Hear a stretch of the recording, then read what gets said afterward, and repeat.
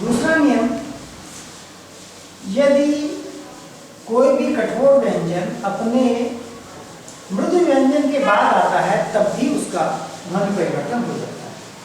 यहां पर इसको हम कंटनम ना बोलकर हम इसको बोलेंगे कंटनम।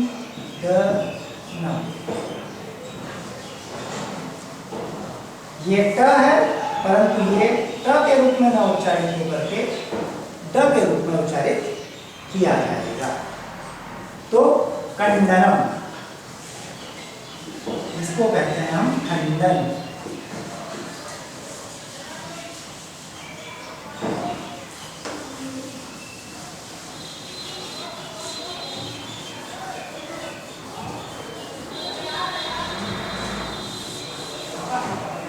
इसी प्रकार से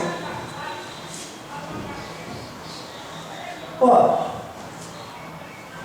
इस प की ध्वनि बदल जाती है इस व में।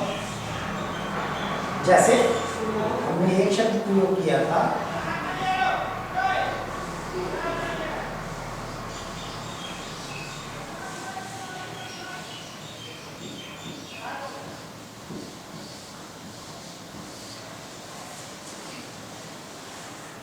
यह प अपने मृदु व्यंजन के बाद आया है, इसलिए इस प का उच्चारण प न रहकर हो जाएगा तंबित,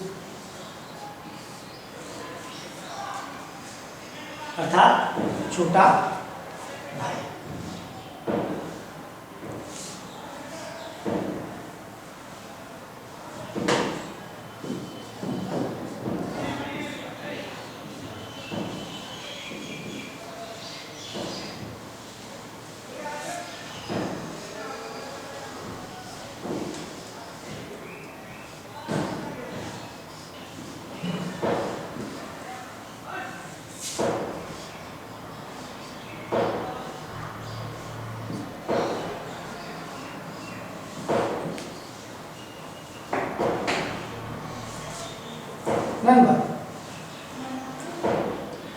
नंबर अर्थात मित्र। तो यहां पर प दूसरे स्थान पर आ रहा है, इसलिए इस प का उच्चारण यहां पर ब हो जाता है।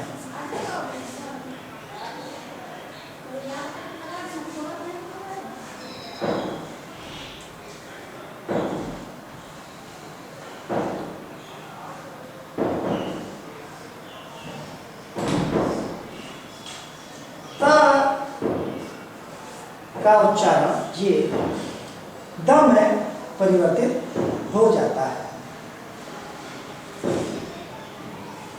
जैसे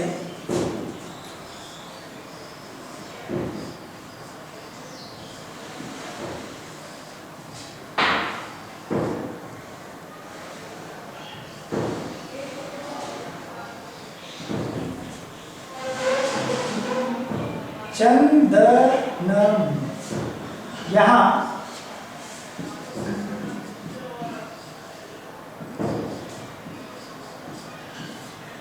यह त यहां पर द में परिवर्तित हो जाता है।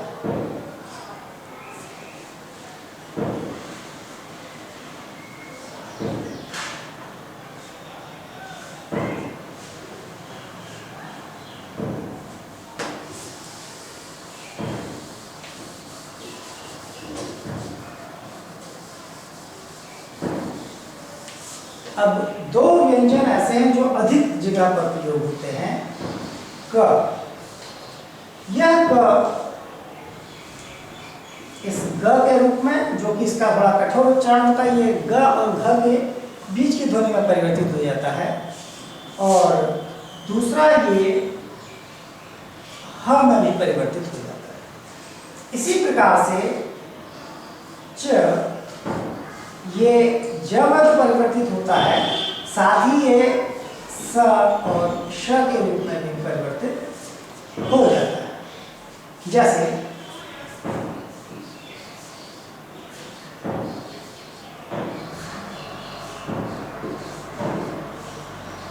इसका उच्चारण म कन न होकर के हो जाता है म घन।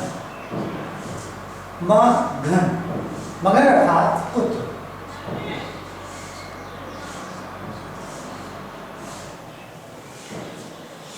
मगन अर्थात पुत्र।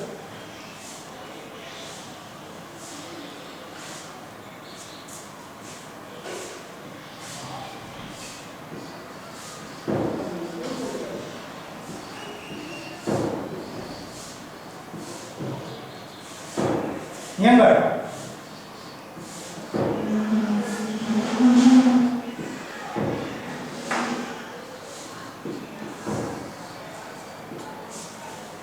यंगर, यंगर हमारा। यहां पर इस क का उच्चारण किस घ में बदल जाता है, यंगर।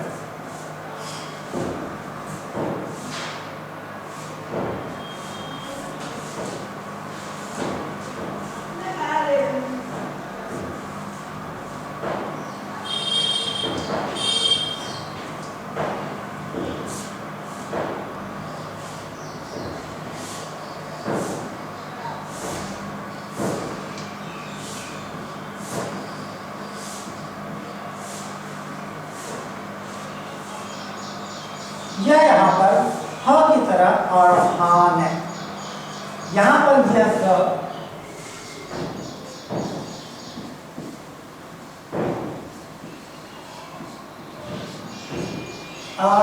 हान अर्थात सुंदर। तो क का इस ह के रूप में या घ के रूप में ध्वनि परिवर्तन हो जाता है। इसी प्रकार से इस च का ज, स या श में परिवर्तित हो जाता है। एक बहुत प्रसिद्ध नाम है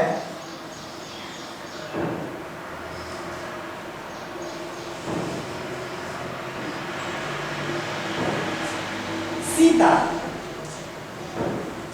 यह च की ध्वनि यहाँ स में परिवर्तित हो जाती है।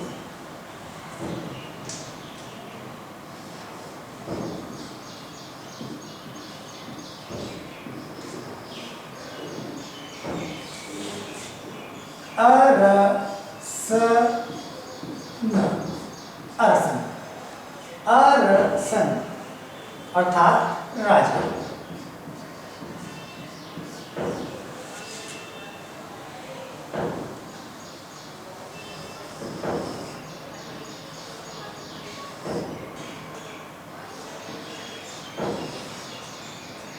इंज, इंज अर्थात अदरक।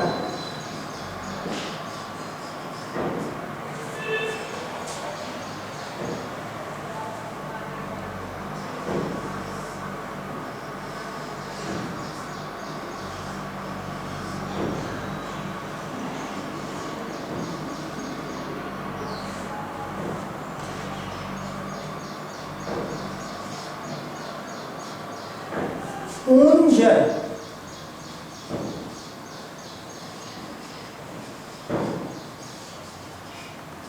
अर्थात झूला। तो यह है तमिल में ध्वनि परिवर्तन, जहां पर हमारे पहले जो कठोर व्यंजन है क, च, ट, त, प, ये स्थान परिवर्तन होने पर इनकी ध्वनियां घ, ज, द, द और म में, ब में बदल जाती है।